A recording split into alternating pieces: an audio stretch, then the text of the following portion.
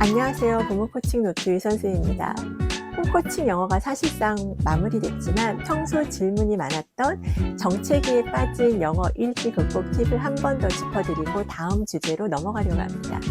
요즘 우리 아이들 과거에 비해 정말 영어를 잘하는데요. 아이들의 전반적인 영어 실력이 향상된 건 맞지만 그렇다고 또 우리 부모님들의 고충이 모두 사라진 건 아니죠. 학업 관련 상담을 하다 보면요, 자녀의 영어 리딩 레벨이 잘 오르지 않아서 걱정하시는 분들이 아주 많습니다. 아이의 영어 교육을 학원에 의존하지 않고 가정에서 부모님 주도로 진행하는 경우라면 이 문제에 더 취약할 수밖에 없는데요. 그 이유는 부모님표 영어가 읽기 기반의 학습이기 때문에 그렇습니다.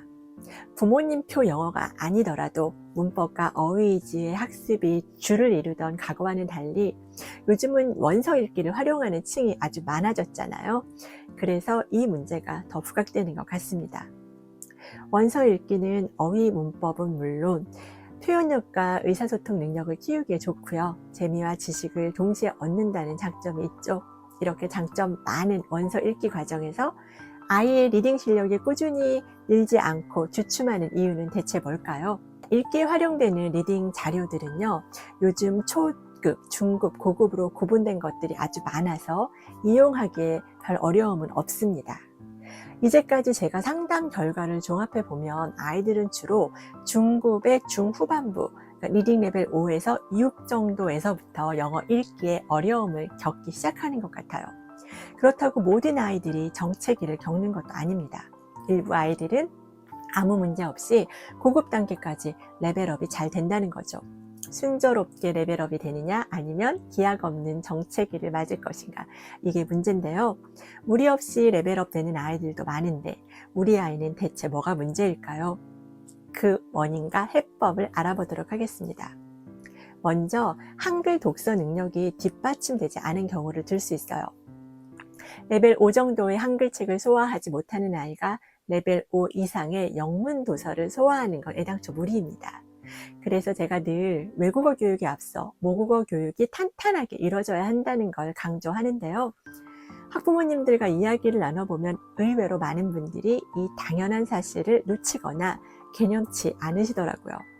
현실적으로 국내에서 영어를 공부하는 이상 영어 실력이 모국어 실력을 뛰어넘기는 쉽지 않습니다. 자녀의 영어 리딩에 정체기가 찾아왔나요?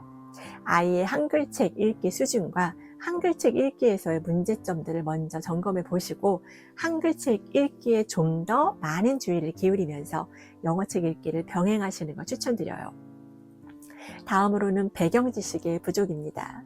리딩 레벨이 올라갈수록 단어는 어려워지고 문장 구조는 복잡해지는데요. 그뿐만 아니라 각기 다른 문체의 다양한 장르의 글들을 접하게 되죠. 이때 아이가 충분한 배경 지식을 갖고 있으면 난이도 있는 내용도 무리 없이 잘 소화합니다. 일례로 상대성 이론에 관한 배경 지식이 없는 아이가 영어로 그 내용을 접했을 때 독해에 어려움을 겪을 수 있다는 거예요. 아이의 배경 지식이 부족한 경우 관련 내용의 한글책이나 한글 자료를 먼저 읽고 내용을 충분히 숙지시킨 다음에 영문책을 읽을 수 있도록 지도하시면 좋은데요. 평소에 과학, 역사, 심리 등 다양한 분야의 배경 지식을 쌓아두면 원서 독해에 적절한 도움을 받을 수 있습니다. 또 집중 듣기는 잘 아시는 것처럼 음원을 활용한 읽기죠. 집중 듣기에 너무 집중한 나머지 읽기 독립이 제대로 안 된 경우도 문제가 됩니다. 집중 듣기를 할 때 아이가 오디오 음원을 듣는 동시에 눈으로 텍스트를 놓치지 않고 잘 따라 읽는지 반드시 확인이 필요하고요. 집중 듣기 훈련을 충분히 제대로 하면 읽기 독립은 누구나 가능하다고 제가 말씀드렸죠. 단 읽기 독립을 위해서든 리딩 정체기 극복을 위해서든 집중 듣기 자료보다 한 단계, 두 단계 낮은 책을 음원 없이 혼자 묵독하는 훈련을 반드시 병행시켜야 합니다. 아이가 중급 이상의 챕터북에 재미를 느끼지 못하는 경우도 있는데요. 챕터북은 문학작품에 비해 짧은 문장과 쉬운 어휘를 사용하기 때문에 초등 영어 학습자들이 리딩 레벨을 올릴 때 매우 요긴합니다. 리딩 레벨이 올라갈수록 페이지 수는 늘어나는데 이해를 돕고 흥미를 유지시켜주는 그림이나 사파는 사라지게 되죠. 독서 훈련이 잘 돼 있지 않는 아이라면 글자만 수두룩한 긴 호흡의 책을 읽는데 어려움을 겪을 수밖에 없어요. 또 연령이 낮은 학습자일수록 이 문제에 노출되기 쉽습니다. 바로 이 지점에서 리딩 레벨이 4에서 5로 넘어갈 때쯤 챕터북은 징검다리 역할을 해줍니다. 앞서 언급했지만 챕터북들은 문학작품에 비해 상대적으로 쉬운 문장으로 쓰여 있는 데다 스토리가 굉장히 재미있어요. 그래서 아이들이 많이 좋아하는데요. 영어 리딩에 많이 활용되는 챕터북들 중에는 유독 판타지물이 많아요. 문제는 아이가 판타지물에 흥미를 느끼지 못하는 경우입니다. 제가 상담했던 케이스 중에도 이런 아이들이 있는데요. 이런 아이들은 판타지물보다는 지식이나 정보를 다루는 논픽션을 선호하더라고요. 주로는 독서력과 학습 준비도가 좋은 아이들이었어요. 그래서 본인이 관심 있어 하는 분야의 또 논픽션을 선택해서 리딩 훈련을 시켰더니 모두 훌륭한 리더가 되었습니다. 자, 이번에는 어휘력이 부족한 경우인데요. 어휘가 부족하다고 단어만 주구장창 암기한다고 해결되는 문제도 아닌 것 같아요. 학원에서 많이 애용하는 단어 100개씩 외우기가 얼마나 효율적인지는 전 모르겠지만 영어에 질리게 하는 지름길이라는 생각은 듭니다. 책 레벨이 올라갈수록 어휘 수준도 같이 높아지니까요. 모르는 단어가 많이 나올 수밖에 없겠죠. 그렇다고 책을 읽다 말고 그때마다 일일이 다 찾을 수도 없는 노릇이고요. 힘들기도 하지만 읽기는 흐름이 중요한데 계속 흐름이 뚝뚝 끊기면 책이 재미있을 리가 없겠죠. 모르는 단어가 등장하면 사전부터 뒤적이는 대신 문맥을 통해 단어의 뜻을 유추해보는 훈련을 하는 걸 저는 추천드립니다. 단어 유추는 어휘력을 높이는 데 매우 중요한 방법이죠. 근데 부모님들 중에는 단어의 뜻을 느낌으로 애매하게 아는 정도로 그치는 게 아니냐며 걱정하시는 분들도 계신데요.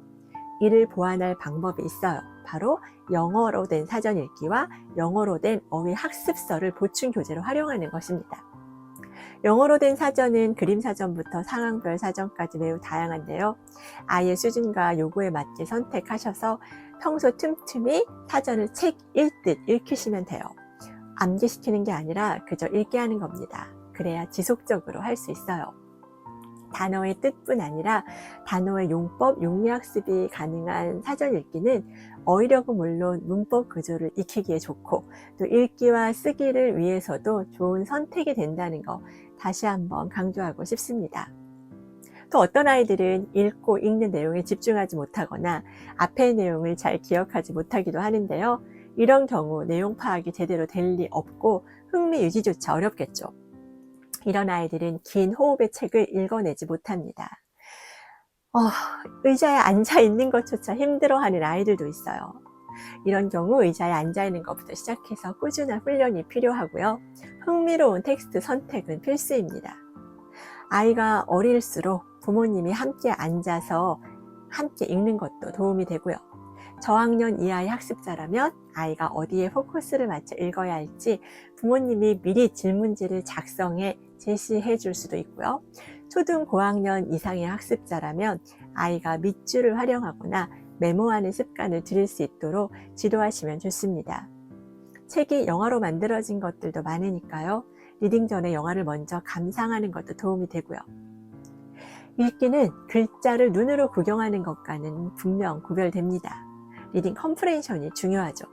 따라서 성급하게 리딩 레벨을 올리시려고 시도하기보단 각 단계에서 충분한 읽기 훈련을 하는 게 중요하다고 생각해요. 앞서 언급한 문제점들을 보완하면서 열심히 차곡차곡 단계별로 책을 읽다 보면 분명히 우리 아이도 정체기를 극복하고 굿 리더가 될 수 있다는 거 꼭 기억하셨으면 좋겠습니다.